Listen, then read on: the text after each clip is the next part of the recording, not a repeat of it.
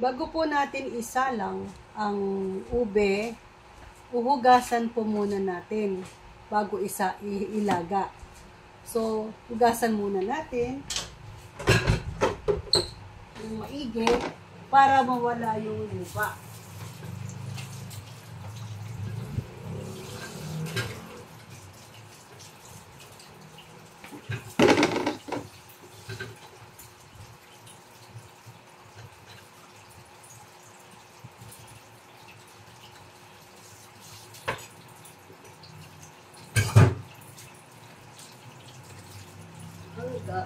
Hanggang mawala ang lupa, malinis na po. Ngayon, lalagyan po natin siya ng tubig hanggang doon sa lubog po yung ube. Lalagyan ng tubig. Ang layo. Ulitin natin. Hindi na kailangan ipakita yung gano'n. Okay, nahugasan ko na po ang kamote o ang ube. Ngayon, ang tubig po niya ay hanggang dun po sa brim ng kaldero para hindi po mag-overflow. Ilalaga po natin ang kamote o ang ube ng 30 minutes o hanggang siya ay malambot na. Pag alam po na, para po natin matest kung malambot na po ang ube, gagamitan po natin ng tinidor. Tutusukin po natin siya. At pag malambot na po siya, na dumiretso po yung tinidor, at ibig sabihin po nun ay malambot na po ang kamote, yung ube. So, pakukuluan na po natin siya. Tatakpan na po natin. At antayin po natin siyang lumambot. So, pag malambot na po siya, ay babalatan natin. Pagkatapos pong balatan, gagadgarin. Gagadgarin po natin. So, sa mataas na temperatura po natin ilalaga ang kamote. So, orasan po natin. So, 2:15 po siyang nag-start. So, 2:15, 5, 10, 15, 20, 21, 2:40 po, i-check, baka malambot na po siya. Pero kung hindi pa siya malambot, ay dagdagan po natin ang oras ng paglaga sa ube para po madali siyang gadgarin mamaya pagkaluto na. Okay po? Okay. Okay po. Nailaga na po ang ating ube. So, atin na po siyang babalatan. Pag binalatan po natin, dapat po ay walang maiwang balat at saka po yung mga ugat, yung mga hibla-hibla nila, yung mga ugat-ugat na yan, dapat totally mawala. Dahil magkakaroon ng hindi magandang kalalabasan ng inyong ube, magkakaroon ng hibla. So, siguraduhin po natin na ito po ay matatanggal natin o mayaalis. Okay po? Ay binabalatan ko na ang ube. Pero dapat po medyo makapal ng konti para yung matigas na bahagi ay matanggal. Okay? Tsaka po yung mga hibla.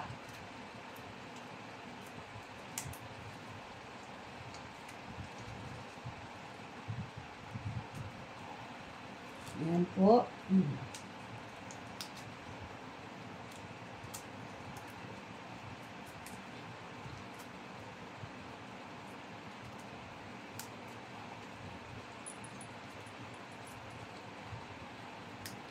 Ito po ang hibla na sinasabi ko.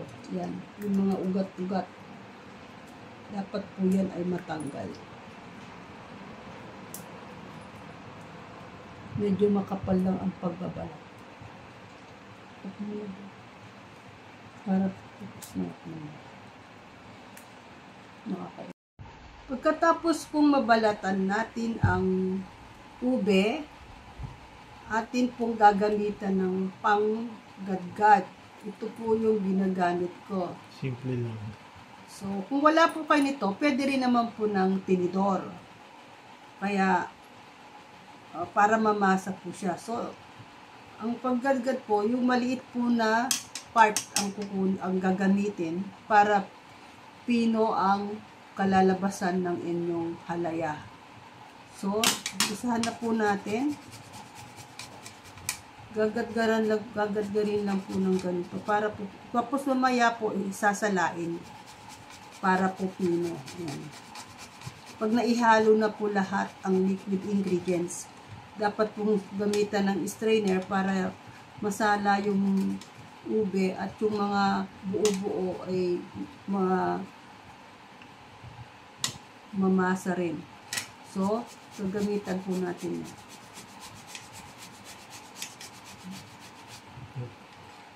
Okay? Yan lang po. Ito na po yung nagadgad na ube. Medyo marami.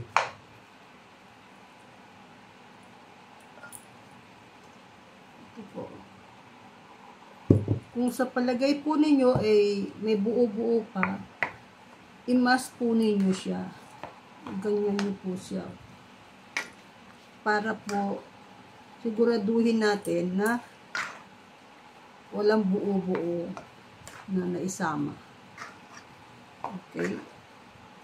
Tapos po, may measure nyo na po ito. Ito na po ang ating ginadgad na ube na gagawing halaya. Okay na po?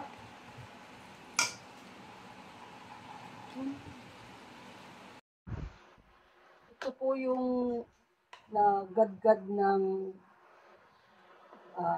ube. Paggabi, inilaga ko siya. Tapos binalatan. Pagkabalat po, ginadgad ko na po siya. Pinong-pino para yung ube halaya nyo po ay hindi magaspa. Okay? Measure po natin.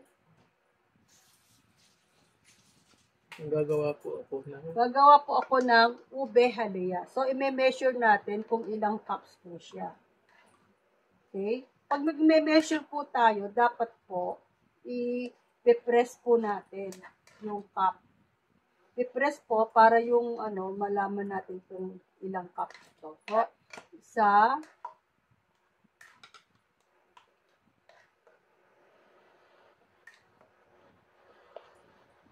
dalawa,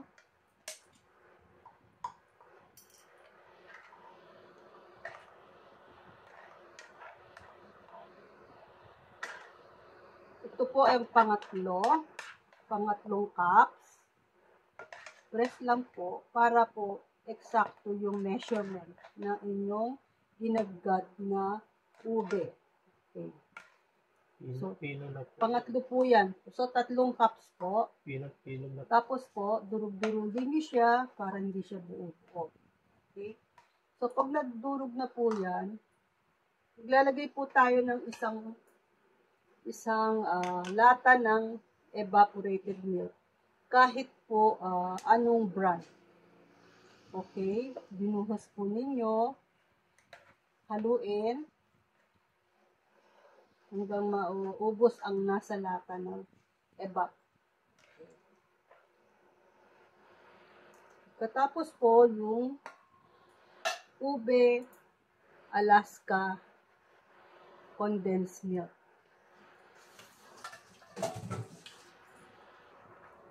Ngayon po, buksan natin. Lalagay natin ang isang lata rin. Pero depende po sa inyo kung gusto nyo matamis. Dahil maglalagay din po tayo ng coconut milk. Ito po ay para mas malasang halaya. So, ilalagay ko na lang po lahat para po hindi na ako magdagdag ng asukal. Ito po.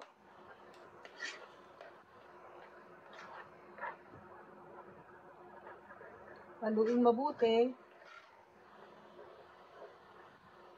Yung milk, coconut milk ay sa loob. Coconut milk ay sa loob ng stand. Yan. Isa lang. Okay po, halimbawa naubos na po ito, naihalo na nyo lahat. Lalagyan po natin ng isang sachet ng coconut milk. Coconut milk. Ano po po yung puti? Coconut milk. Yung puti. Puti daw coconut milk. Ayun. Ako na lang. Hindi ko na po. Yung coconut milk. Ma'am. Hindi nga, nakalimutan. Okay. So, lagay po natin ng isang sachet ng coconut milk na ilang millimeters? 200 ml po. Okay? Milliliter. Milliliter? ml. Hindi Okay milliliter. po, isa lang. Okay? Lagay po natin, press po natin para makuha lahat ang gata. Pagkatapos po, lagyan natin ng ube flavor para mas lalong lumabas ang kanyang lasa. Isang kutsarita lang po. Konti lang po. Isang kutsarita. Tingnan niyo po kung tama na yung kulay niya. Para sa akin, okay na po yung kulay niya. Okay. Ilang grams to? 5 tablespoon of brown sugar. Depende po sa inyong panlasa. Kung gusto niyo matamis, nasa inyo po yun para dagdagan ng asukal. Pero sa palagay ko, ito ay matamis. Pwede po nating tikman kung matamis na siya. Kaya na po ang lasa para sa akin, hindi na kailangan lagyan ng asukal. Pero kung gusto niyo matamis ng konti, lagyan niyo ng mga 3 tablespoon ng brown sugar. Kaya na po.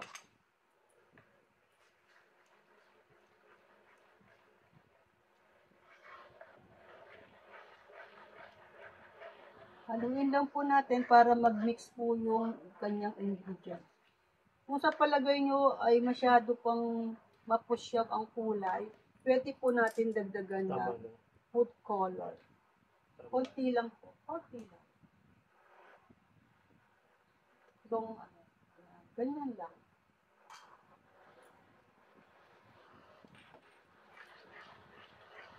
Okay. Haluin lang po para mag-mix po yung mga ibang ingredients.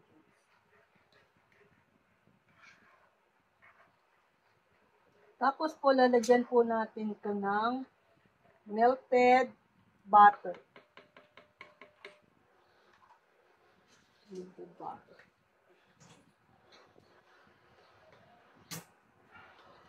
Pwede rin din na i-melt, ihalo na lang natin. Anyway, matutunaw naman siya. Butter ba yan? Butter or margarine.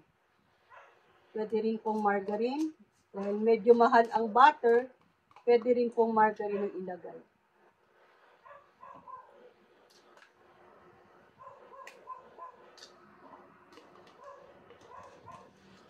Mga 2 tablespoon lang po.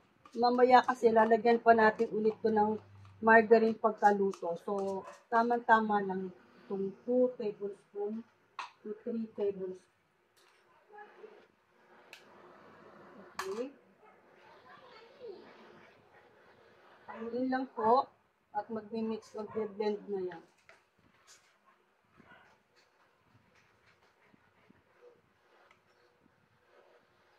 Pagkatapos po, isalang na natin.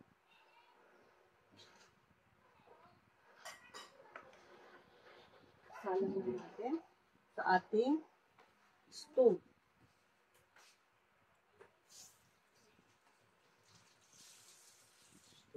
Pagkatapos po, maisalang, hinasan muna natin ang stove.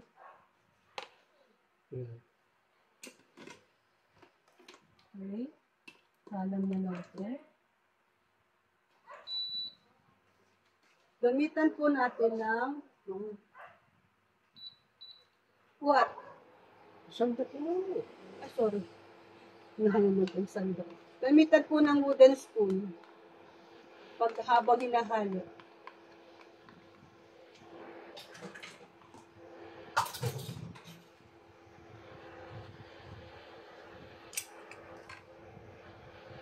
Habang hinahalo po, at paluin po natin ng, lagay lang po sa katamtamang init. Huwag masyadong mainit, baka masunog. Okay na yun. Okay.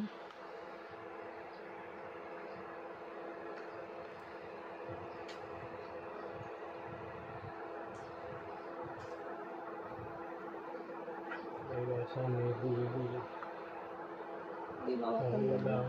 Halo lang ng halo para maging smooth po siya. Pero huwag pong titigilan ang paghalo dahil masusunog po yung ilalim. Mag-aamoy sunog. Habang hinahalo po yan, mabe-blend na yung buong margarine. Pero kung gusto ninyong i-melt, ipainit, tunawin muna yung margarine, pwede rin po. Pero para mabilis ang trabaho, ihahalo na lang ng buo ang margarine. Matutunaw naman siya.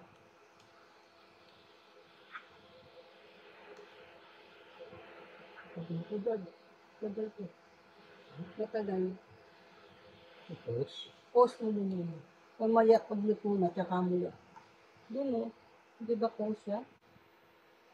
Nahalo ko pa po, siguro this will take mga 1 to 30 minutes to 1 hour o naayon sa inyong sa inyong concentration o consistency ng ube.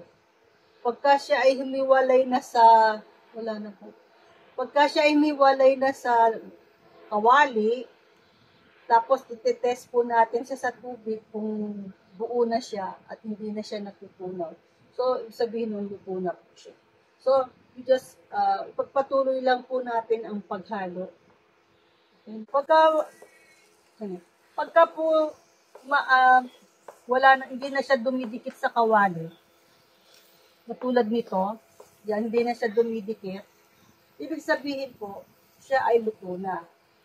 Tsaka pagka po ginanod, sinubukan niyo pong patuluin, matagal po siyang tumulo. Ibig sabihin po nun, siya ay luto na.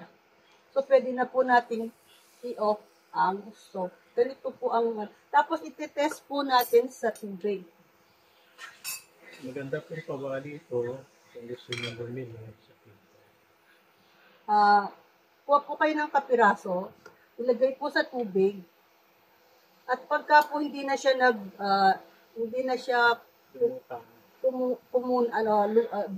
sabihin pag buo na siya, katulad nito buo na, isabihin, luto na po siya.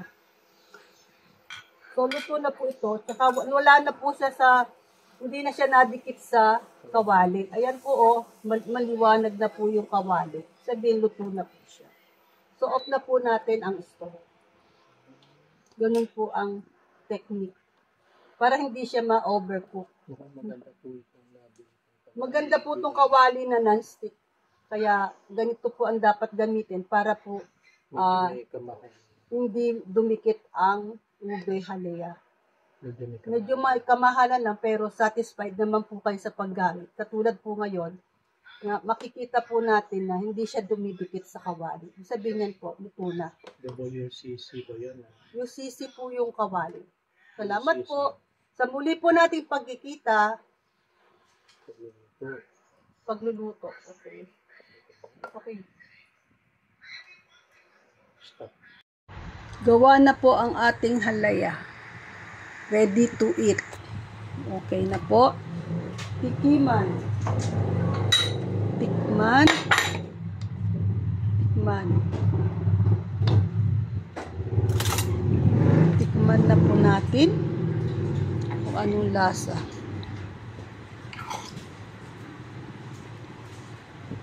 Sarap. Successful. Okay po. See you po.